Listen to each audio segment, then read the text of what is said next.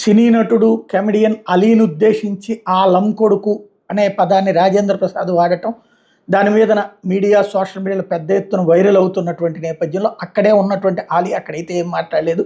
ఈ విషయం మీద ఆలీ ఇప్పుడు స్పందించారు. దీన్ని తానే లైట్గా తీసుకుంటున్నానని, అలాగే ఎవరు దాన్ని సీరియస్గా తీసుకోవద్దు, నోరు తూలిన మాట వాస్తవమే కానీ పట్టించుకోవద్దు అదే అన్నటువంటి విషయాన్ని చెప్పుకొచ్చారు. తను ఏం మాట్లాడారు ఒకసారి విందాం. నమస్కారం అండి. నిన్న కృష్ణారెడ్డి గారు పుట్టినరోజు సందర్భంగా ఈవెంట్లో అనుకోకుండా ఆయనకి మాట తొలింది, అది సరదాగా అని. బట్ ఏంటంటే దీన్ని తీసుకొని మీడియా మిత్రులు దీన్ని కొద్దిగా వైరల్ చేస్తున్నారు. ప్లీజ్, ఆయన మంచి ఆర్టిస్టు, ఆయన పుట్టుడు దుఃఖంలో ఉన్నాడు, మనందరికీ తెలుసు. ఇటీవల మంచి కాలంలో తన కూతురు పోయింది, అమ్మలాంటి బిడ్డ. సో అందుకోసం ఆయన కావాలని చెప్పింది కాదు.